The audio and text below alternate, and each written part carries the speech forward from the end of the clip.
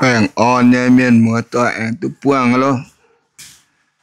sợ nhiệt thảy chung miền mùa tỏi lâm rồi bèn on yếm lồng nhé ý đó mà chỉ xin thôi nè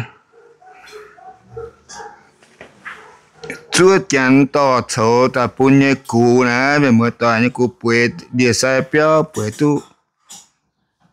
chiết bưởi chiên hói nhá chiết yết cái thảo bò chẳng nhưวันทิศmình níวันทิศmìnhแต่วันทิศด้วยเสียนห้อยเสียบห้อยเสียนห้อยมาเลยมาตัวเนี่ยนินตัวว่าเอาจันตัวว่าโฉแต่ปุ่นป่วยเปรี้ยวนะยังตัวโฉตัวจะแกงขนมเนี่ยมาตัวอาตามากาจันตัวแต่เนี้ยตัวโอ้ยมาตัวจะมีมากาเนี่ยนี่เวทตานักข่าวทิ้งข่าวเตะเนี่ยจันนิ่งโฉนั่นเนี่ย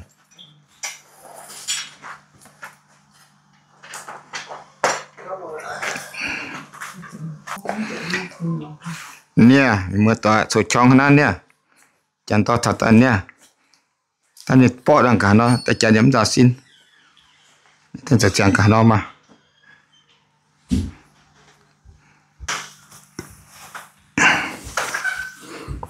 จันปอดจะโฉเลยเมื่อตัวนะปอดก็จังแล้วต้องจังกันเนาะมันโฉ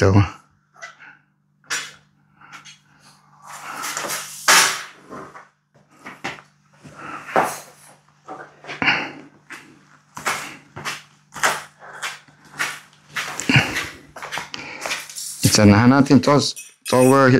ชอบติดให้กว้างกันเนาะ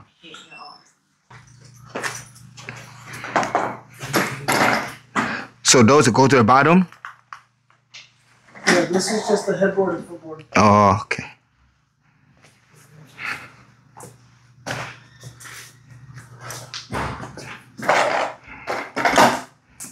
You got me hold it? I got it.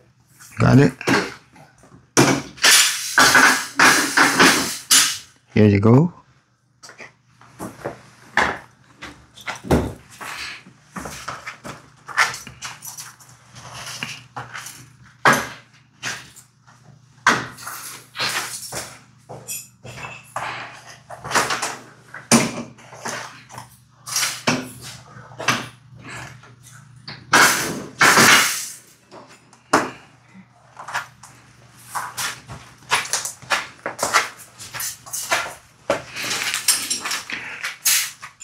Nãy bữa mình vào hiểu bụng bèn mình sầu cái mình mở tỏi một tháng cái chân sầu,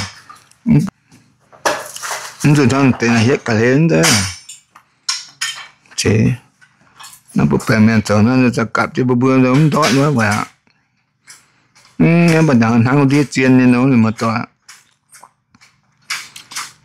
nhưng nó tập bụng treo nữa mà nãy mình mở tỏi, cổ tỏi yếm tôi đi là lần treo nữa tỏi sầu tập bữa cái sầu ở here hải bữa này trên bữa biển bữa một tạ nhập cũng hết non là nào biển bữa ỏi nó trầu nó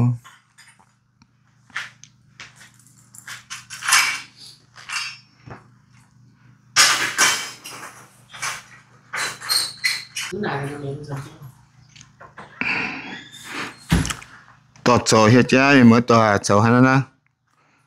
sầu ton ngay tại miền nó có bưởi rồi ít chẳng ton nó thật ra mình mới toàn nó thường bữa trồng bữa tròn rồi hắn có bữa tao chia tiệt phải quên nom cả thường bữa trồng bữa tròn ở ta này tàu với nom cả nó là thiết cái mà cả nó một tàu cái này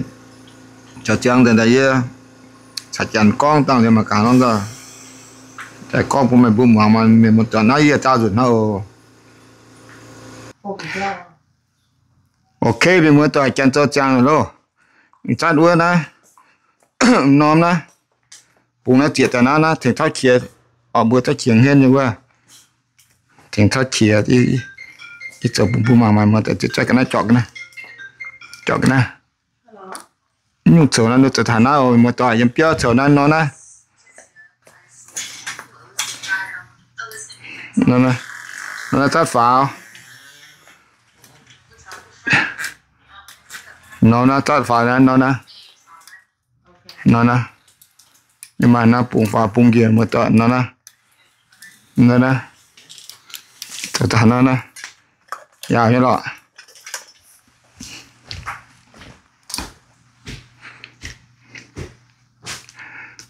nôm đông nè chỗ là đó bữa thằng thao chia từ đây mới tọt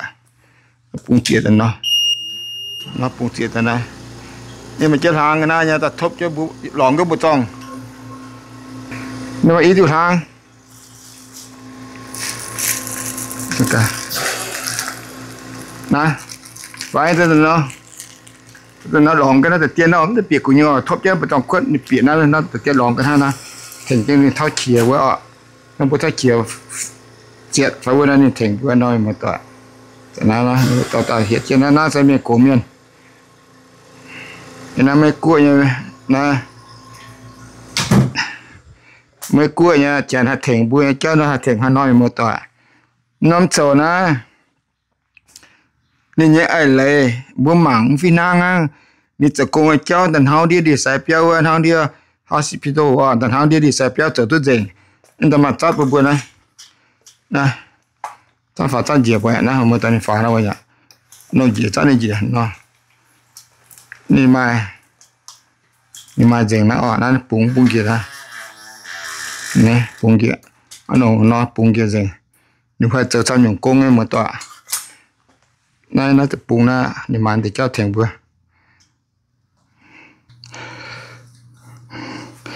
มีหมดตัว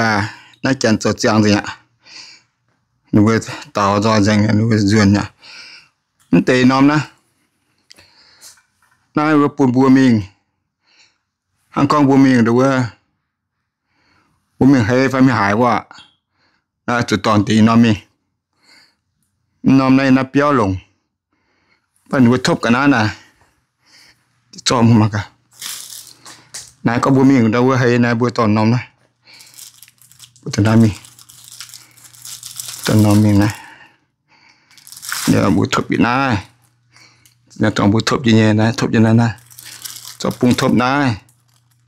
cái mà coi này bia nó bị coi là tụi lồng ở một chỗ nè nếu thấy bữa cho giang rồi hết chân đất sầu nè sầu mau là nó mau như nó sầu nè nó bên giang rồi tụi này bữa công giang này nó duyên nhà này chứ nè